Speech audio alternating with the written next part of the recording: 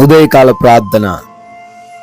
పరిశుద్ధుడా, సర్వోన్నతుడా, మహిమ కలిగిన మా తండ్రి, మీకు వందనాలయ్యా, మీకు స్తుతులు, మీకు స్తోత్రాలు చెల్లిస్తున్నాము తండ్రి. గతించిపోయిన రాత్రి కాలమంతను కూడా కాపాడారు. మీరెక్కల చాటున మమ్మల్ని అందరినీ భద్రపరిచారు అయ్యా.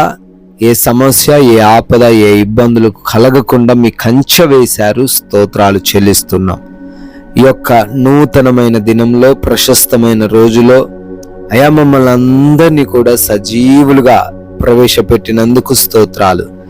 మా బలము, మా శక్తి, మా జ్ఞానం, మా వివేచన ఇవేవి కూడా మమ్మల్ని ఈరోజు సజీవులుగా ఉంచలేదు తండ్రి. కేవలం మీ కృప, మీ దయ మాత్రమే తండ్రి మమ్మల్ని అందరినీ సజీవులుగా నిలబెట్టింది నాయన. అందును బట్టి, మీ కృపను బట్టి మీకే లెక్కించలేని స్థుతులు, స్తోత్రాలు, వందనాలు, కృతజ్ఞత అర్పణలను చెల్లిస్తూ ఉన్నాం ప్రభువా.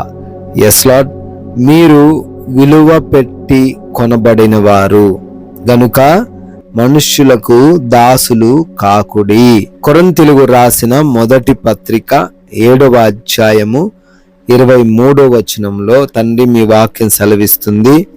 అవునయ్యా, మేమందరము కూడా విలువలేని వారం ఏ మాత్రము కాదు, మేమెంతో విలువైన వారము అయా. మిమ్మల్ని నమ్ముకొనక ముందు మాకు ఎటువంటి విలువ లేదు, కానీ ఎప్పుడైతే అయా మిమ్మల్ని నమ్ముకొని మీ అందు విశ్వాసం కలిగి జీవిస్తున్నామో మేమంతను విలువైన వారమే అని గ్రహించి మనుష్యులకు దాసులుగా మేము ఉండకుండా అయా, ఈ లోక ప్రజలకు దాసులుగా మేము ఉండకుండా, డబ్బుకి, అధికారానికి దాసోహం అయిపోకుండా అయా మేమందరము కూడా జాగరూకులమై మీ బిడ్డలమని గుర్తించి, మీరు మాకు అధికారి అయి ఉన్నారు, దేవుడై ఉన్నారు, తండ్రి అయి ఉన్నారని గ్రహించి విశ్వాసంతో జీవించుటకు సహాయము దయచేయండి ప్రభువా.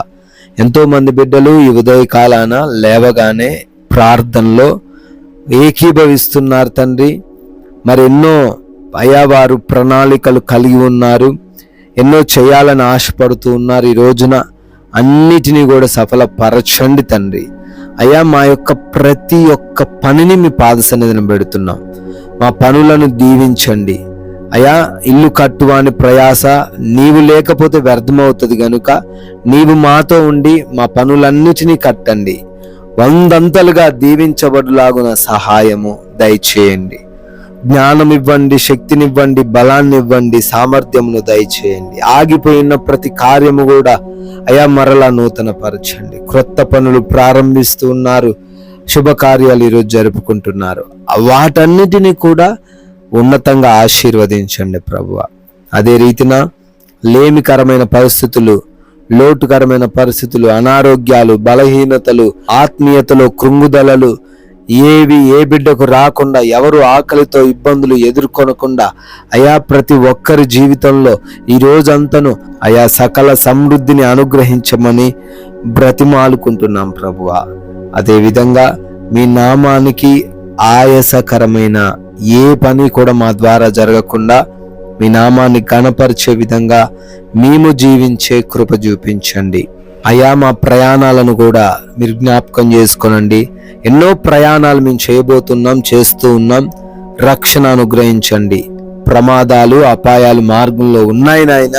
అవేవి మీ బిడ్డలమైన మమ్మల్ని ఈ రోజున తాకకుండా సురక్షితముగా వెళ్ళి మరల సురక్షితముగా మా స్థలాలకు, ప్రాంతాలకు చేరుకునే కృప చూపించండి ప్రభువా. అయా, గృహముల యందు ఒంటరిగా ఉంటున్నారు.